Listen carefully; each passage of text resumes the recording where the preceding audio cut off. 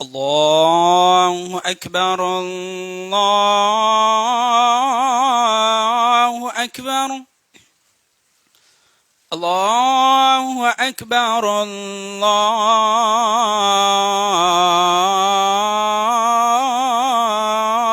أكبر. أشهد أن لا إله إلا الله.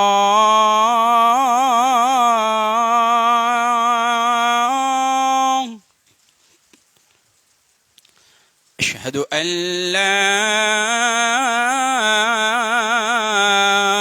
إله إلا الله.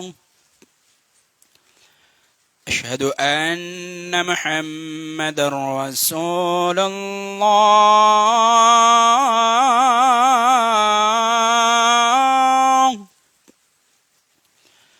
أشهد أن محمد رسول الله. حي على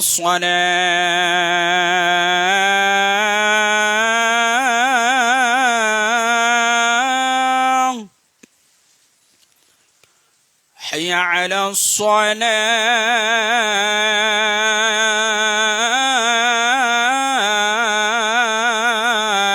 الصلاة. حي على الفلاح.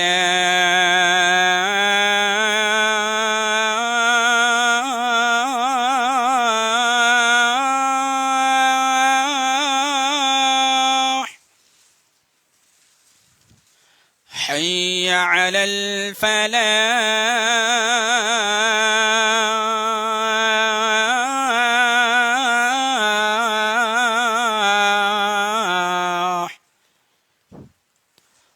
الله أكبر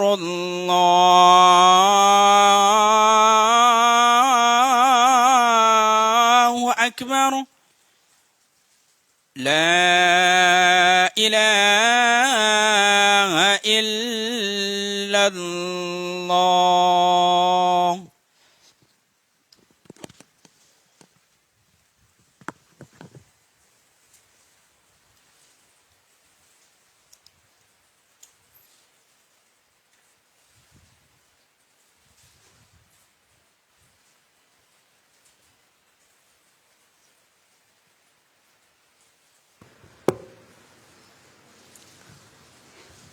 السلام عليكم ورحمة الله وبركاته.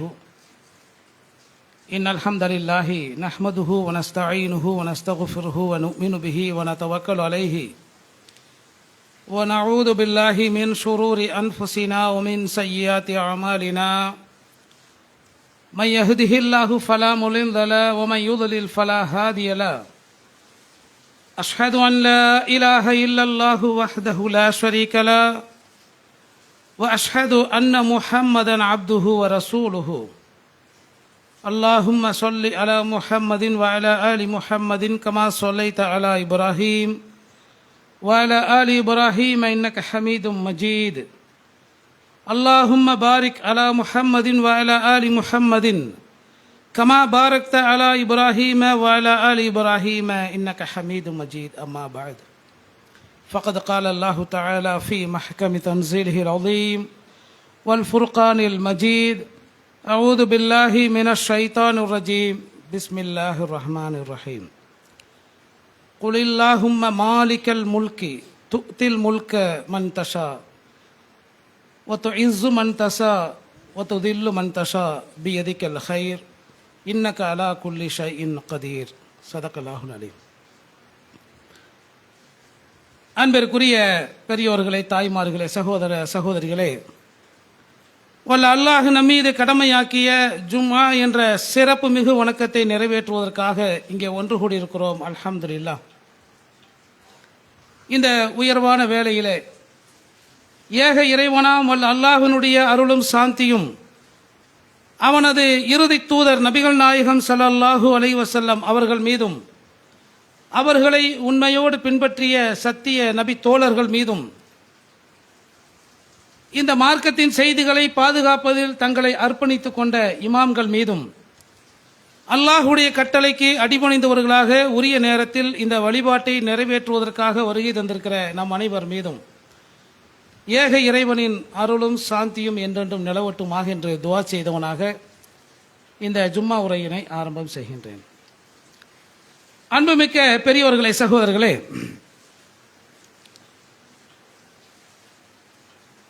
அடுத்த வாரம் வியாழக்கிழமை தமிழ்நாட்டில் வாழுகின்ற பொதுமக்களுக்கு ஒரு வாய்ப்பை இந்திய ஜனநாயகம் வழங்கியிருக்கிறது. தமிழ்நாட்டை யார் ஆள வேண்டும் என்பதை மக்களே தீர்மானிக்கக்கூடிய மக்களாட்சி தத்துவத்தின் அடிப்படையில் அமைந்த ஒரு தேர்தல் நடைபெற இருக்கிறது. வழக்கமாக இதற்கு முந்தைய தேர்தல்களை நாம் எப்படி அணுகினோமோ அதுபோன்று இந்த தேர்தலையும் அணுக வேண்டுமா அப்படிங்கிறது ஒரு கேள்வி. இப்ப இதை சொன்ன உடனே நமக்கு ஒரு விஷயம் புரிஞ்சிருக்கும், இந்த வாரம் அரசியலா அப்படின்னு. ஏன் அப்படின்னா, அரசியல்னா எல்லாருக்கும் ஒரு வெறுப்பு இருக்கு, உண்மைதான். இதை பேசுகிற நானும் விரும்புகிறவன் இல்லை, கேட்கிற உங்களுக்கும் அதில் விருப்பம் இருக்காது. அரசியல்னா ஒரு விருப்பம் இல்லை. ஏன் அவ்வாறு நமக்கு ஒரு வெறுப்பு ஏற்பட்டிருக்கிறது என்று சொன்னால், அரசியல்வாதிகளை பார்க்கிறோம், அவர்களிடத்தில் ஏற்படுகிற தவறுகளை பார்க்கிறோம். அதனால் அவர்கள் மீது நமக்கு ஏற்பட்டிருக்கும் வெறுப்பு மொத்த அரசியல் மீதும் நமக்கு ஏற்பட்டு விட்டது. இந்த சிஸ்டம் அது சரியா இருக்குது, அந்த சிஸ்டத்தை இயக்க வேண்டிய அரசியல்வாதிகள் அந்த இடத்துக்கு போன பிறகு எப்படியெல்லாம் தவறுகள் செய்கிறார்கள் என்பதை பார்த்த பிறகு, இவ்வளவுதான் இப்ப அரசியல்னால, இவ்வளவுதான் அரசியல்வாதினா இப்படித்தான் இருப்பாங்க என்ற பொதுவான ஒரு வெறுப்பு இருக்கு பாருங்க. அந்த வெறுப்பினால் நாம் அரசியலை பற்றி பேசுவதை விரும்புவதில்லை. ஆனா உண்மை என்ன தெரியுமா, விரும்பாவிட்டாலும் நாம் அதுக்குள்ளதான் இருக்கிறோம். இந்த அரசியலுக்குள்ளதான் நாமும் இருக்கிறோம். நாம விரும்பாவிட்டாலும் அதுக்குள்ளதான் இருக்கிறோம். பொதுமக்களாகிய நமக்கு கிடைத்திருக்கிற அந்த ஓட்டு போடக்கூடிய வாய்ப்பு, அதாவது ஆட்சியாளரை தேர்வு செய்யும் வாய்ப்பு, இந்த வாய்ப்பு எப்படி முக்கியமானது, எவ்வளவு முக்கியத்துவமானது, இந்த வாய்ப்பை இன்றைக்கு இஸ்லாமிய சமூகம், குறிப்பாக தமிழக மக்கள் என்று பொதுவாகவே வைத்துக் கொண்டாலும் இதில் மிக அலட்சியமாக இருப்பதை பார்க்கிறோம். நம்மை ஆட்சி செய்கின்ற ஒரு ஆட்சியாளரை தேர்வு செய்யணும், அதுக்கான துருப்பு சீட்டு என் கையில் இருக்குது, ஓட்டு என்கிற பெயரால்.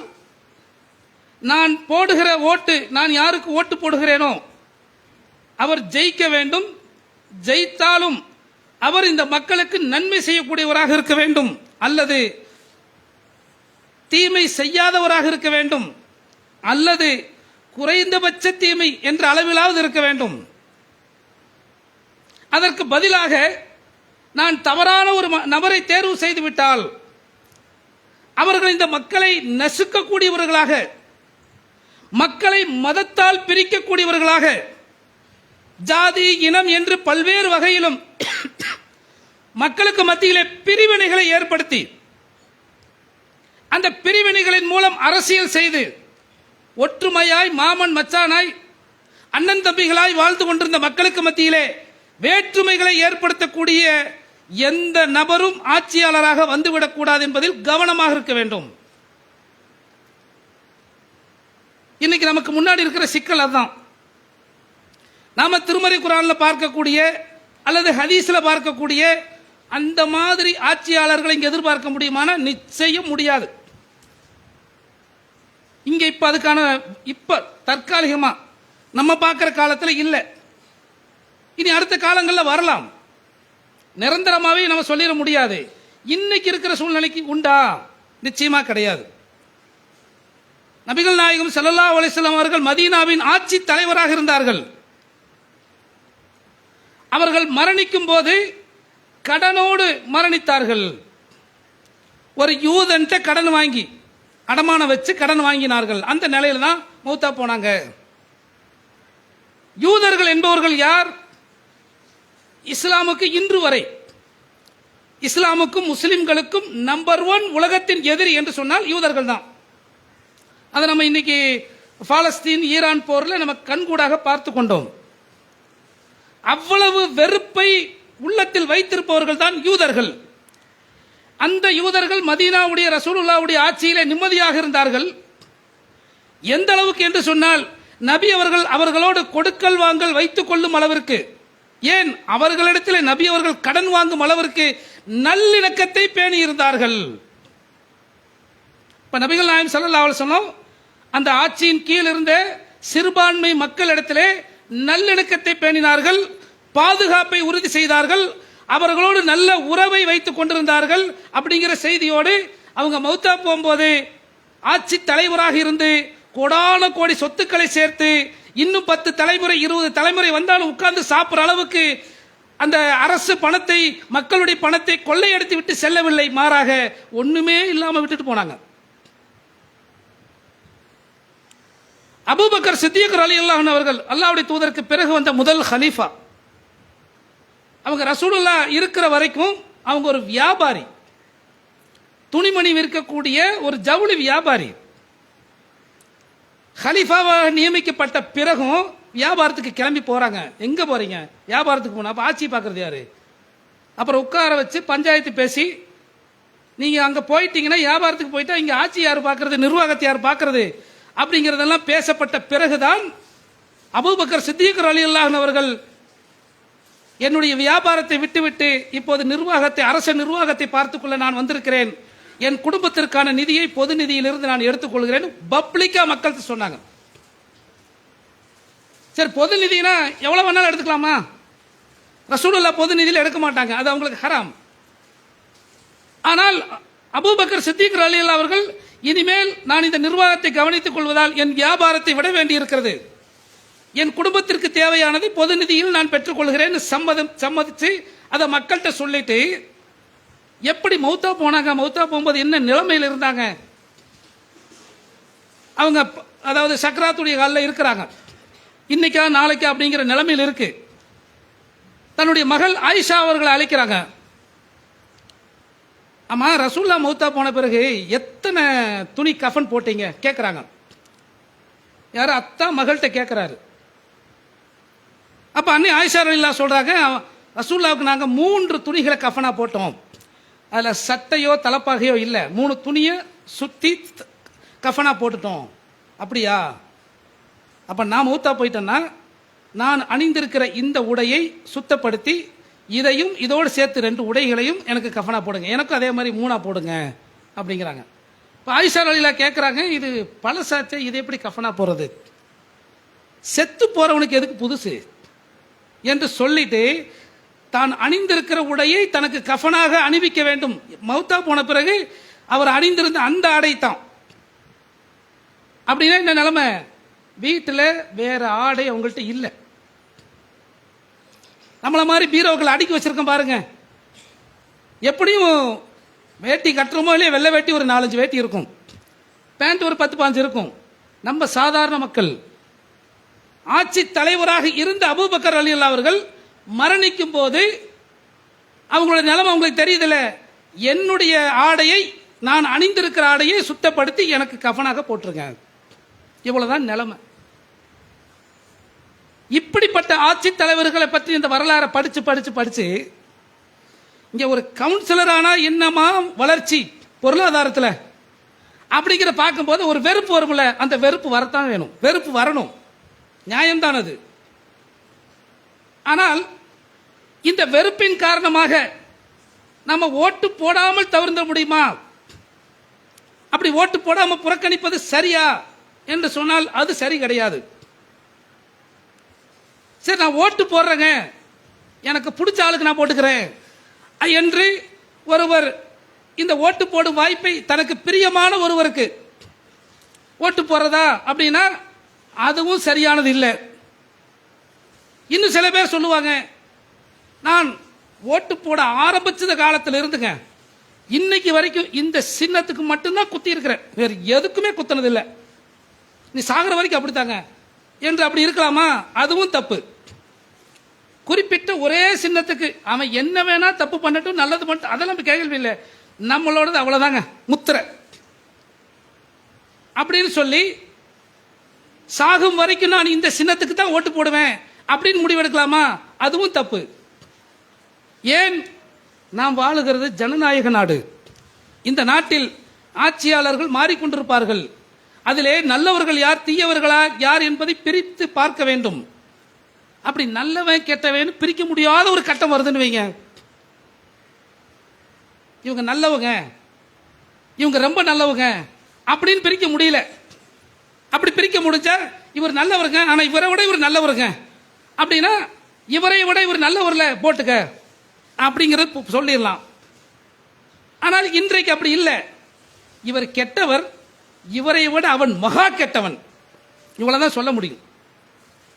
இன்னைக்கு நம்ம அரசியல்ல ஓட்டு போடுவதை ஒருவரை தேர்வு செய்ய வேண்டுமானால், ஒரு கட்சியை ஒரு ஆட்சியாளரை நம்ம தேர்வு செய்ய வேண்டுமானால் இவர் நல்லவர் அதனால் நான் இவரை தேர்வு செய்கிறேன் அப்படின்னு கூட சொல்ல வேண்டாம்.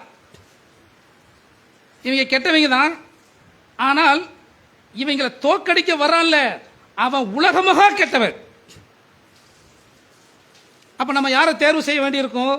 நமக்கு முன்னாடி 2 பேர் நிற்கிறாங்க, ஒன்று நல்லவர் இன்னொன்று மிக நல்லவர் அப்படின்னா பிரச்சனை இல்லை, மிக நல்லவர் தேர்வு செஞ்சுட்டு போயிடலாம். இல்லை நல்லவர் இன்னொருத்தர் கெட்டவர் அப்படின்னா அங்கே நல்லவரை தேர்வு செஞ்சுட்டு போயிடலாம். இங்கே நமக்கு முன்னாடி இருக்கிற ஆப்ஷன் அப்படி இல்லை. நல்லவர் மிக நல்லவர் அப்படி இல்லை, நல்லவர் கெட்டவர் அப்படி இல்லை, கெட்டவர் மிக கெட்டவர், இப்படிதான் வாய்ப்பு இருக்கு. இதனால தான் நமக்கு அரசியல் பிடிக்க மாட்டேங்குது. அப்ப இந்த இடத்துல பொதுவா அரசியலில் எத்தனையோ கட்சிகள் போட்டியிடலாம்.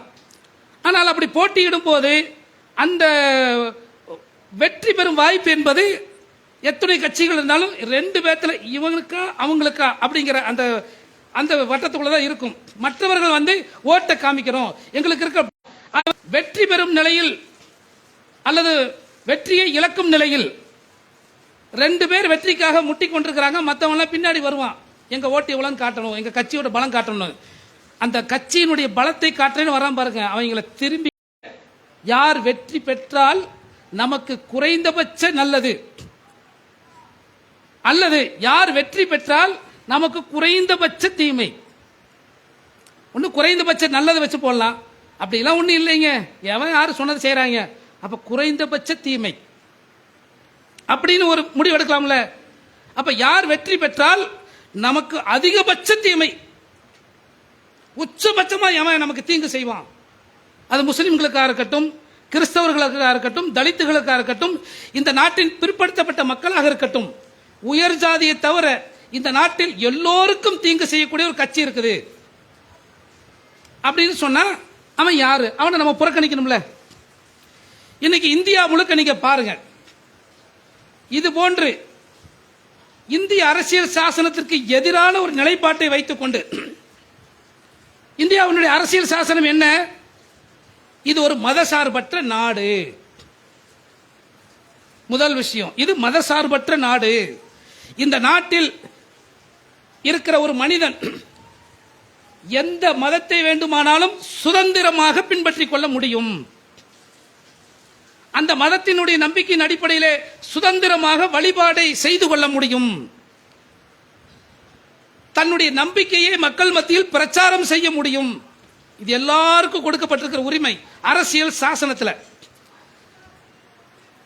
இதுல இது மதசார்பற்ற நாடுங்கிற முதல் வரி இருக்கு பாருங்க, அதை உடைச்சு தூளாக்கி ஒண்ணுமில்லாமக்கணும். இது மத சார்புள்ள நாடுதான், இது இந்து நாடு என்று ஆக்கணும். இங்கே இந்துக்கள் அல்லாதவர்கள் எல்லாம் இங்கே எப்படி சொல்றது, 2ஆம் தர குடிமக்கள். நீங்க பொழைச்சுக்க, ஆனா நீங்க வாழ்ந்துக்கலாம், ஆனா இங்க நீ ஓட்டு போட முடியாது, இங்க நீ சொத்து வாங்க முடியாது அப்படிங்கிற ஒரு நிலை. 2ஆம் தர குடிமக்களாக இருந்து கொள்ளலாம். மத சார்புள்ள ஒரு நாடு, ஆனால் இப்படி இருந்துக்க. இப்படி ஒரு கொள்கையை வைத்திருக்கிறார்கள். அந்த கொள்கையை வைத்திருப்பவர்கள் இப்ப ஒன்றிய ஆட்சியில் அவங்க உட்கார்ந்து இருக்கிறாங்க. யாருங்கிறது தெரியும், பாசிச பிஜேபி அரசு. நீங்க பிஜேபியை நேரடியாக எதிரி நினைப்பீங்க. இல்ல, பிஜேபி என்பது ஒரு கருவி. அப்ப மெயின் யாரு? இந்த நாட்டை தன்னுடைய மதத்தின் அடிப்படையில் நாசமாக்கி மக்களை கூறு போட்டு மதத்தால், இனத்தால், ஜாதியால், மொழியால் அவர்களை பிளவுபடுத்தி அந்த பிளவிலே வெற்றியை காண வேண்டும், இந்த நாட்டை நாசமாக்கணுங்கிற திட்டத்தை கொண்டு வந்திருப்பது ஆர்எஸ்எஸ்.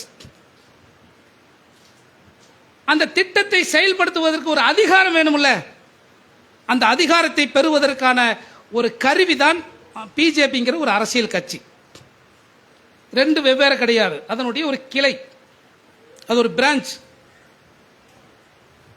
ஆக இப்படி ஒரு மோசமான திட்டத்தோடு இந்தியாவை இப்போது நாசம் செய்து கொண்டிருக்கிற ஒரு கட்சி, ஒரு ஆட்சி இப்போது நடந்து கொண்டிருக்கிறது. இன்னும் சொல்ல போனா, இந்த ஈரான் இஸ்ரேல் போர் நடந்துச்சு பாருங்க, இந்த சமயத்தில் எல்லா ஆய்வாளர்களும் பேசின விஷயம் என்னன்னா, பாகிஸ்தான் நடுவரான்னு பேசினான். இந்த இடத்துல இந்தியா இருக்க வேண்டியது. ஏன்னா ஈரானுக்கு அவ்வளவு நெருக்கம் இந்தியா ஆரம்ப காலத்தில் இருந்து. ஆனா இப்ப இருக்கிற இந்த ஆட்சியாளர்கள், இந்த பிஜேபியினுடைய இந்த அயோக்கியர்கள், ஈரானை விட்டுட்டு இஸ்ரேல் கூட போய் தொடர்பு வச்சுக்கிட்டு, இந்தியா என்னுடைய மதர் கண்ட்ரி, இஸ்ரேல் என்னுடைய ஃபாதர் கண்ட்ரி போய் சொன்னா கோவம் வருமா இல்லையா? அதனாலதான் அவன் பார்த்தான், இந்தியா வேண்டாம், பாகிஸ்தான்ல பேசிக்கிறோம். இப்படி அரசியல் ரீதியாக உலக அளவுல தங்களுடைய மத துவேஷத்தை வெளிப்படுத்துகிற அளவிற்கு, அதனால் மற்றவர்களால் புறக்கணிக்கப்படுகிற அளவுக்கு, இன்னும் சொல்ல போனா இந்தியாவினுடைய முக்கியத்துவத்தை உலக அளவிலே குறைக்கும் அளவிற்கு, அதை ஏற்கனவே ஒரு முக்கியத்துவம் இருந்துச்சு, அதை கெடுத்து குட்டிச்சுவராக்குகிற ஒரு மோசமான ஆட்சி இங்கே நடந்து கொண்டிருக்கிறது. அவங்க ஒவ்வொரு மாநிலத்திலும் எப்படிப்பட்ட எப்படி ஆட்சியை பிடித்தார்கள்ங்கிற வரலாறுகள் நம்ம பார்த்துக்கிட்டே கண் முன்னாடி பார்க்கிறோம். ஏதோ 10 வருஷத்துக்கு முன்னாடி நடந்துச்சுங்க, 50 வருஷத்துக்கு முன்னாடி நடந்துச்சு, அப்படி வரலாறு இல்ல, கண் முன்னால் பார்க்கிறோம். 2 எம்எல்ஏ ஜெயிக்கிறான், அந்த மாநிலத்துடைய ஆட்சியை பிடிச்சான். எப்படி முடியுது? அந்த மாநிலத்தில் இதுவரைக்கும் கட்சியே இல்லை, நேற்றுக்கு தான் கட்சி உள்ள போச்சு, ஆட்சியை பிடிச்சிட்டான். எப்பரா முடியுது? அப்படின்னா அந்த ஒன்றிய அரசினுடைய அதிகாரம் மொத்தத்தையும் பயன்படுத்தி அங்க இருக்கிற மக்கள் அரசியல்வாதிகளை நசுக்கி இன்றைக்கு அந்த கட்சிகளை உறிஞ்சி ஆட்சியை தக்க வைத்துக் கொள்கிற ஒரு மோசமான ஆட்சியை நடத்தக்கூடிய பிஜேபி இன்னைக்கு தமிழ்நாட்டில் ஒரு கூட்டணியோட இங்க களத்தில் நிற்கிறது. இப்ப நடைபெறக்கூடிய இந்த தேர்தலில் பிஜேபி ஒரு கூட்டணியை அமைச்சிருக்கிறது. அந்த கூட்டணியை இவங்க விரும்பி எல்லாரும் சேர்ந்துக்கிட்டாங்களான்னு அப்படி இல்லை, இது கட்டாயப்படுத்தி சேர்க்கப்பட்ட கூட்டணி தான், எல்லாருக்கும் தெரியாது. இப்ப இந்த கூட்டணியின் மூலம் அவர்கள் இந்த தமிழ்நாட்டிற்குள்ள இன்னும் கொஞ்சம் ஆழமாக வேரூன்றி மக்களுக்கு மத்தியில் போய் இன்னும் கொஞ்சம் அதிகமான எம்எல்ஏ சீட்டை பிடிச்சா அதை வச்சு மற்ற மாநிலங்களில் எப்படி ஆட்சியை பிடிச்சோமோ அது போன்று தமிழ்நாட்டிலும் கால் ஊன்றலாம் என்கிற ஒரு மோசமான திட்டத்தோடு, ஒரு மோசமான ஒரு செயல் திட்டத்தோடு இங்கே இந்த தேர்தலில் சந்திக்கிறார்கள். அப்ப இப்படி ஒரு இக்கட்டான நிலை. பொதுவாக பிஜேபி வந்துடும் அப்படின்னா என்னங்க சும்மா சும்மா அதைவே சொல்றீங்க அப்படிம்பாங்க. சொல்லித்தான் ஆகணும். நம்ம பள்ளிவாசல் கட்ட முடியாது, கட்டண பள்ளிவாசலை நீ அப்படி பர்மிஷன் வாங்கியிருக்க, இப்படி பர்மிஷன் வாங்கியிருக்க, பள்ளியை பூட்டுவான். தமிழ்நாட்டில் தான் பூட்டுற கலாச்சாரம், வடநாட்டில் அது கிடையாது. முறையா பர்மிஷன் வாங்கி கட்டி இருந்தாலும் பள்ளியை இடிப்பான், இடிச்சுக்கிட்டு தான் இருக்கிறான். ஒரு பாபர் பள்ளியை பேசிக்கிட்டு இருக்கிறோம். ஆனால் இந்த ஆட்சிக்கு வந்த இந்த 11 ஆண்டுகளில் எத்தனை 100 ஆண்டு பள்ளிகள் முடக்கப்பட்டிருக்கிறது, உடைக்கப்பட்டிருக்கிறது. சரி, பள்ளியோடு போச்சா? அப்படி கிடையாது. இந்த ஆட்சியை, அதனுடைய அவலங்களை, அநீதிகளை எதிர்த்து ஒரு ஜனநாயக வழியில் போராடுகிறார் ஒருவர். தமிழ்நாட்டில் அப்படி போராடினால் அதிகபட்சமாக கைது பண்ணுவாங்க, மண்டபத்தில் வைப்பாங்க, சாயங்காலம் வெளியே விட்டுருவாங்க. அவ்வளவுதான் ஜனநாயகன்றது. ஆனா அங்க என்ன நடக்குது தெரியுமா? ஜனநாயக முறையில் ஒருவன் போராடினால் அவனை பிடிச்சி பெரிய ஒரு கேஸ் போட்டு உள்ள வச்சுட்டு அடுத்த நாள் வீட்டை உடைப்பான். உடைச்சுக்கிட்டு இருக்கிறான். உடைப்பாங்கிறது கற்பனையா சொல்லல. எத்தனை பேருடைய வீடுகள் உடைக்கப்பட்டிருக்கிறது. போராட்டத்தில் கலந்து கொண்டதற்காக. போராட்டம்னா வன்முறை போராட்டமா, ஆயுத போராட்டமா? கிடையாது. ஜனநாயக வழி போராட்டம்.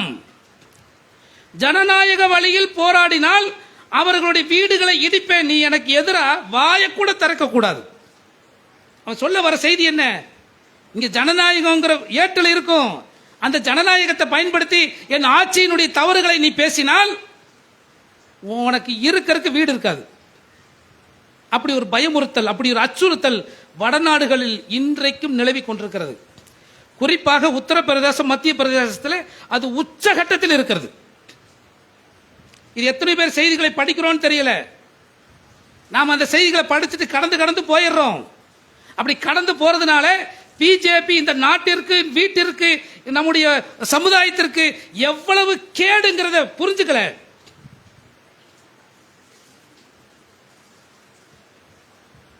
இவ்வளவு மோசமாக மக்கள் மீது வன்முறைகளை கட்டவிழ்த்து, அரசாங்கம் வன்முறைகளை கட்டவிழ்த்து, வேறு இதுக்கு முன்னாடி இந்தியாவில் அப்படி ஒரு செய்தி பார்க்கவே முடியாது. அவ்வளவு மோசமான ஆட்சியை நடத்தி கொண்டிருக்கிறது.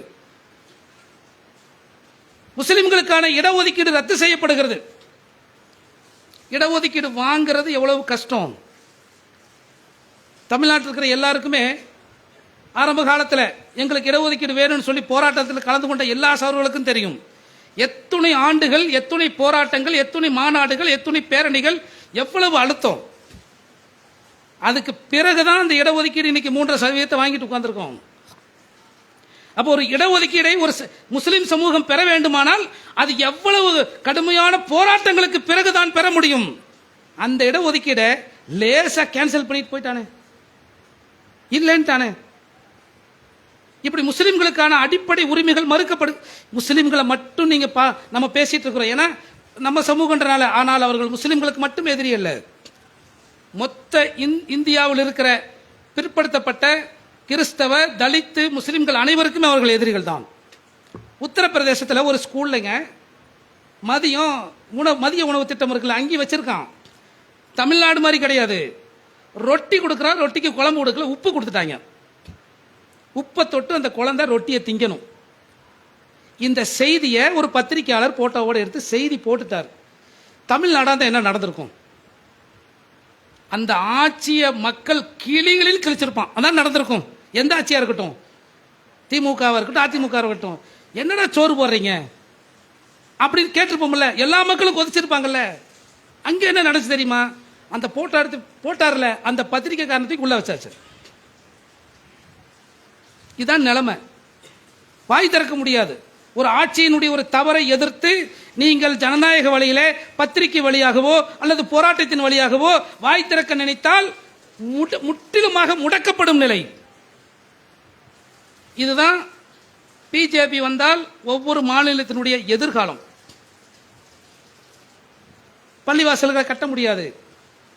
ஏற்கனவே கட்டியிருக்கிற பள்ளிவாசல்களுக்கும் பிரச்சனை வரும். இப்பவே நீங்க திருப்பூர்ல தாராவூர் ரோட்ல ஒரு பள்ளியை பார்க்க முடியாது. பார்க்க முடியுதா? காங்கேய ரோட்ல பார்க்க முடியுது. இங்கிருந்து காங்கேய போற வரைக்குமே ஏதாவது ஒரு பள்ளி இடையில வரும். தாராவூர் ரோட்ல பார்க்க முடியுதா? ஏன் கட்டல? அங்க முஸ்லிம்கள் இல்லையா? தாராவூர் ரோட்ல முஸ்லிம்கள் இருக்கிறாங்க. மதரசா நடத்த முடியாது தாராவூர் ரோட்ல. தாராவூர் ரோட்ல நீங்க ஒரு ரூம் பிடிங்க, பிடிச்சு மதரசா தான் நடத்தணும், நடத்தி பாருங்க. விட்டுருவானா? விட மாட்டான். அப்படி தடுத்து கொண்டிருக்கிற அந்த கும்பல், அந்த மதவெறி கும்பல் பள்ளிவாசலுக்கு வந்து ஓட்டு கேட்கிறேங்கிறான், வர்றோங்கிறான். மானங்கெட்டவர்கள் பள்ளிக்குள்ள அனுமதிக்கிறார்கள். சொரணை இருக்கான்னு தெரியல. இந்த பள்ளி நிர்வாகிகளுக்கு சூடு சொரணை இருக்கான்னு தெரியல. எப்பறா எங்கள்கிட்ட வருவ? எங்கள் பள்ளிகளை இடிப்பது நீ, எங்கள் பள்ளிகளை முடக்குவது நீ, ஒரு பள்ளியை உருவாக்காமல் தடுப்பது நீ, எப்பறா பள்ளிக்கு வரேன்னு சொல்லணும்ல. அப்படி சொல்லுவதற்கு தைரியமற்ற கோழைகள் இந்த பள்ளி நிர்வாகிகள். இன்னைக்கு எவனெல்லாம் அந்த பிஜேபி வேட்பாளரை சந்திக்கிறார்களோ அத்துணை பேரும் கோழைகள். ஒன்னா நம்பர் கோழை. இப்படி கோழைத்தனமாக பள்ளி நிர்வாகி இருக்க வேண்டிய அவசியமே கிடையாது. தூக்கி வீசிட்டு போ. இது நான் சொல்லல, திருமுறை குர்ஆன்ல அல்லாஹ் சொல்றான், இன்னமா யாமுரு மசாஜிதல்லாஹி மன் ஆமன பில்லாஹி வல் யௌமில் ஆகிர் வ இகாமிஸ் ஸலா வ ஈதாஇஸ் ஸகா. அல்லாஹ்வுடைய பள்ளியை நிர்வகிக்கணும்னா நீ அல்லாஹ்வை நம்பி இருக்கணும், தொழுகையை தொழுகணும், நோன்பு ஜகாத்து கொடுக்கணும். அதோட மட்டும் நிறுத்திக்கலங்க. அல்லாஹ் வலம் யக்ஷ இல்லல்லாஹ், அல்லாஹ்வை தவிர எவனுக்கும் அஞ்சக்கூடாது. அதுதான் பள்ளி நிர்வாகிகளுடைய தகுதி. ஒரு பள்ளிக்குரிய நிர்வாகிக்குரிய தகுதின்னு சொன்னா அந்த தகுதியில் அல்லாஹ் சொல்லுவது நீ ஈமான் கொண்டிருக்கணும், தொழுகணும், ஜகாத்து கொடுக்கணும். அது மட்டும் போதாதுப்பா, நீ அல்லாஹ்வுக்கு மட்டும் பயப்படணும். இன்னைக்கு பிஜேபி கண்ட பயம் வருதுன்னா நீ எதுக்கு பள்ளி நிர்வாகிகளா இருக்கணும்னு கேட்கிறேன். அவன் லிஸ்ட் போறான், நாங்க எந்தெந்த பள்ளிகளை எந்தெந்த நேரத்தில் சந்திக்க போறோம்னு. இதுக்கு ஒரு வியாக்கியானம் சொல்லுவாங்க. இல்லைங்க, அவங்களுக்கும் ஜனநாயக உரிமை இருக்குது. அவங்க இந்த மஹல்லாக்குள்ள ஓட்டு கேட்கலாமா? சட்டப்படி அவங்களுக்கு உரிமை இருக்குது, தாராளமாக கேட்கலாம். அதை நம்ம தடுக்க முடியாது. நம்ம போய் அந்த பகுதியில் கேட்கலாமா? தாராளமாக கேட்கலாம், அவங்களும் தடுக்க முடியாது. இது பொதுமக்கள்கிட்ட போய் ஓட்டு கேட்கறது வேற. பள்ளிக்குள்ள வர்றான், பள்ளியினுடைய ஆபீஸ் ரூம்ல கூப்பிட்டு உட்கார வச்சு அந்த பன்னாடை போத்தக்கூடிய பொன்னாடைக்கு போஸ் கொடுக்கிறது எந்த வகையில நியாயம்? யோசிச்சு பாருங்க. அவன் பொன்னாடை போத்துறான், ஈடு இழுச்சுக்கிட்டு போஸ் கொடுக்கறியே, நாளைக்கு இந்த பள்ளியை இடிக்கணும் வந்து நிப்பான், என்ன பண்ணுவ?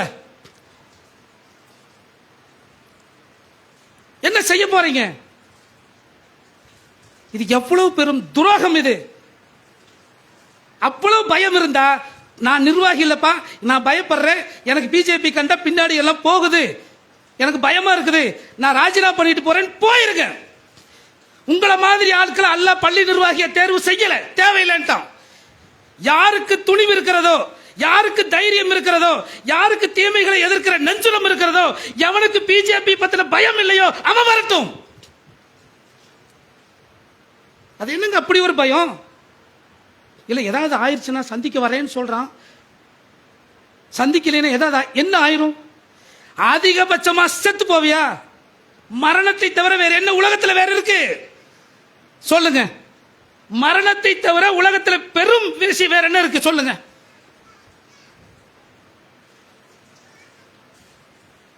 இவ்வளவு கொலைகளை இந்த சமுதாயத்தை நம்ம பார்க்கறது ஆச்சரியமா இருக்கிறது. இவ்வளவு கொலைகளா? ஆக இது முற்றிலும் தவிர்க்கப்பட வேண்டிய விஷயம். அது ஆக நம்ம ஓட்டு போடுறோம் அப்படின்னு சொன்னா யாருக்கு வேணாலும் போடலாங்கிறது ஒரு விஷயம் இருக்கு. ஆனால் யாரை தேர்வு செய்யணும்? மக்களை மதத்தால், இனத்தால், ஜாதியால், மொழியால் பிரிக்காம என்னமோ வாழ்ந்துட்டு போங்கப்பா அப்படின்னு ஒருத்த கண்டுக்காம இருக்கிறானா அவனை தேர்வு செய்யணும். ஆனால் பிஜேபி அப்படி இல்லை. மதத்தாலையும் பிரிப்பான், ஜாதியாலையும் பிரிப்பான், மொழியாலை பிரிவினை, எல்லா வகையிலும் பிரிவினை ஏற்படுத்துவான். எதெல்லாம் பிரிக்கிறதுக்கு வழி இருக்கோ எல்லா வகையிலும் பிரித்து அதை தனக்கு சாதகமாக மாற்றிக்கொண்டு அதை பயன்படுத்தி அதிகாரத்திற்கு வந்து மக்களை நசுக்கி இந்த நாட்டை ஒரு சர்வாதிகாரத்தை நோக்கி கொண்டு சென்று கொண்டிருக்கிறார்கள். இந்த நாட்டில் முஸ்லிம்களுக்கு எதிரான, சிறுபான்மை மக்களுக்கு எதிரான மிக பெரும் ஒரு ஜெனோசைடு தயாராகி கொண்டிருக்கிறது. இது நாம சொன்னதில்லை, வெளிநாட்டில் இருக்கக்கூடிய பத்திரிகைகள். ஒரு நாட்டில் ஜெனோசைடு நடக்க வேண்டுமானால், ஜெனோசைடுனா இனப்படுகொலை, ஒரு நாட்டில் இனப்படுகொலை நடக்க வேண்டுமானால் அதற்கு இன்னென்ன அறிகுறிகள் எல்லாம் இருக்க வேண்டும். அந்த எல்லா அறிகுறிகளும் இந்தியாவில் வெளிப்பட்டு விட்டது. இந்தியா மாபெரும் ஒரு இனப்படுகொலைக்கு தயாராகி கொண்டிருக்கிறது என்று வெளிநாட்டு பத்திரிகைகள் கவலையோடு எழுதுகிறார்களே. அந்த இனப்படுகொலை அவர் சொல்றதை நம்மளை கொல்றதையா? நம்மளை தான் கொல்ல போறான். முஸ்லிம்களை கொல்லுவான், கிறிஸ்தவர்களை கொல்லுவான், தலித்துகளை கொல்லுவான். அவனை கண்டு எதுக்கு பயம்?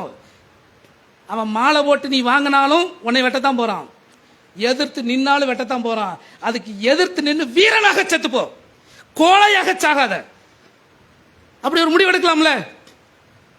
வீரனா செத்து போறது வேற, கோழையா கெஞ்சி கூப்பாடு போட்டு அது என்ன பொழப்புன்னு? அப்படி ஒரு கோழைத்தனத்தை இஸ்லாம் நமக்கு சொல்லல. இப்படிப்பட்ட கோழைகளா பள்ளி நிர்வாகிகள்? ஆச்சரியமா இருக்கிறது. ஆக அன்பிற்குரிய சகோதரர்களே, நான் உங்கள்கிட்ட திரும்ப திரும்ப வலியுறுத்துற விஷயம் தான், பிஜேபி தோற்பதற்கு என்ன, யாருக்கு ஓட்டு போடணுமோ அந்த ஓட்டம் தேர்வு செய்யுங்க. டெபாசிட் இழக்கிற அளவிற்கு நீங்க முயற்சி பண்ணுங்க. இந்த மக்கள் நம்மை புறக்கணிக்கிறார்கள், நாம் செய்யக்கூடிய தவறுகளை மக்கள் தெரிந்து கொள்ளுகிறார்கள் அப்படிங்கறத புரிஞ்சுக்கிற அளவுக்கு நீங்க உங்களுடைய ஓட்டுக்களை பிஜேபிக்கு எதிராக போடுங்க. அப்படி எதிராக போடுங்க அப்படின்னு சொன்ன உடனே இன்னைக்கு அரசியலில் புதுசாக நிறைய பேர் வந்திருக்கிறாங்க. பொதுவாக தமிழக மக்களுடைய ஒரு சாபக்கேடுன்னு சொல்லலாம். சினிமாக்காரனை கண்ட பின்னாடியே ஓடிடுவாங்க. ஆனால் கேரளாவில் அப்படி ஜெயிக்கிறது இல்லை. தமிழ்நாடு ஆந்திராவில் பார்த்தீங்கன்னா சினிமாக்காரனுக்கு பின்னாடி போயிடுறது. அப்படி ஒரு சினிமாக்காரன் இன்னைக்கு புதுசாக வந்துட்டான். ஏற்கனவே இருக்கிற அரசியல்வாதிகளை விட ஒரு மாற்று அரசியலை அவன் கொடுக்க போறானா, அவன்கிட்ட அப்படிப்பட்ட ஒரு தெளிவான கொள்கை இருக்கான்னு பார்த்தா ஒன்றும் உருப்படியான கொள்கையும் இல்லை. சரி, தனிப்பட்ட முறையில் இந்த அரசியல்வாதிகளை விட இவன் தூய்மையானவன், ரொம்ப நல்லவன், ரொம்ப நேர்மையானவன், சட்டத்தை ஏமாற்றாதவன் அப்படின்ட்டு தனிப்பட்ட முறையில் அவன் நல்லவங்க, எதை வந்தா கொஞ்சமாவது மாறுங்க அப்படின்னு தனிப்பட்ட முறையில் அவனை நல்லவன் சொல்ல முடியுமா? அதுக்கும் லாய்க்கு இல்லை. எதற்குமே லாய்க்கு இல்லாத ஒருவன் சினிமாவில் நடித்து அவனுடைய முகம் எல்லோருடைய மனதிலும் பதிந்து விட்டது. அதனால அந்த சினிமாக்காரன் வந்ததை பார்த்த உடனே நம்ம ஓட்டு போடுறோம், ஒரு தடவை அவனுக்கு வாய்ப்பு கொடுப்போமே. எச்சரிக்கையாக புரிந்து கொள்ள வேண்டும். அவனுக்கு நாம வாய்ப்பு கொடுக்கணும்னு முடிவெடுத்தால் அந்த வாய்ப்பு பிஜேபிக்குரிய வாய்ப்பு என்பதை மறந்துவிடக் கூடாது. அவனுக்கு வாய்ப்பு கொடுக்கறதா நினைக்கிறோம், ஆனால் அது பிஜேபிக்கு எதிராக விழ வேண்டிய ஓட்டு. அவன் அதைத்தான் விரும்புறான். பிஜேபி என்ன விரும்புறான்னா, இந்த மாதிரி சிறுபான்மை ஓட்டு, இந்த புதிய வாக்காளர்கள், இளம் தலைமுறையை ஓட்டு, இதெல்லாம் தனக்கு எதிராக விழுந்துடக்கூடாது, தனக்கு எதிராக விழுகிற மாதிரி தனக்கு சாதகமா வரணுங்கிறத இந்த மாதிரி ஆளுகளை களம் இறக்கி இருக்கிறான். இந்த நுட்பமான அரசியலை நம்ம புரிந்து கொள்ள வேண்டும். ஒவ்வொரு ஓட்டும் விலை மதிப்பும் இல்லாதது, ஒவ்வொரு ஓட்டும் மிக மதிப்பு மிக்கது. அதை கரெக்டாக நம்ம பயன்படுத்தணும். பயன்படுத்தலைன்னா மறுமையில் அதுக்கு பதில் சொல்ல வேண்டி இருக்குங்கிறதையும் புரிஞ்சுக்கணும். இந்த விஷயத்தோடு இந்த முதல் உரையினை நிறைவு செய்கிறேன்.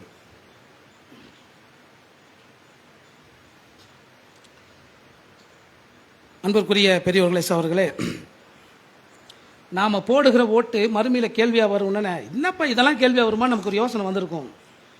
நம்முடைய ஒவ்வொரு செயலும் கேள்வியா தானே வரும். சிரிச்சா நன்மை நாங்க ரசூல்லா, முறைச்சா நான் உங்களை பார்த்து சிரிக்கிறேன், நீங்க என்ன பார்த்து சிரிக்கிறீங்க, சிரிச்சதுக்கு தர்மம் செஞ்ச நன்மை கிடைக்கும் நாங்க. அதுக்கு பிறகு நான் உங்களை பார்த்து முறைச்சா எதுக்கு முறைச்சேன்னு கேள்வி வரும்ல. எதுக்கு சம்மந்தம் இல்லாமல் அவனை பார்த்து முறைச்ச? ஒவ்வொன்றும் செயலாக பதிவு செய்யப்பட்டு மறுமையில் கேள்வியா வரும். இந்த ஓட்டுங்கிறது எப்படி தெரியுமா? ஒரு ஆட்சியாளரை தேர்வு செய்யறது ஒரு ஓட்டு. நம்ம ஜனநாயகம் அப்படிப்பட்ட ஜனநாயகம். ஜெர்மன் ஜனநாயகம் பயப்பட வேண்டியதில்லை, தைரியமா நிக்கலாம். இது என்னன்னா, இந்த ஜனநாயகம் உதாரணத்திற்கு 1,00,000 ஓட்டு இருக்குதுன்னு வைங்க. இந்த 1,00,000 ஓட்டுல 2 பேர் எதிர் நிக்கிறாங்க. ஒருவர் 50,001 ஓட்டு, இன்னொருவர் 49,999 ஓட்டு. இந்த 2 பேர்த்துல ஒருத்தர் ஒரு ஓட்டு அதிகமா பெற்றால் அவர் வெற்றி. இந்த நம்ம நாட்டுடைய ஜனநாயகம் அதான உண்மை. ஒரு ஓட்டு அதிகமாக இருந்தாலும் வெற்றி தான். 99 நினைக்கிறேன். இதே பிஜேபியினுடைய அரசுக்கு ஏடிஎம்கே கொடுத்துட்டு இருந்த ஆதரவை விலக்கிய போது பாராளுமன்றத்தில் அதுக்கான ஓட்டெடுப்பு நடக்குது.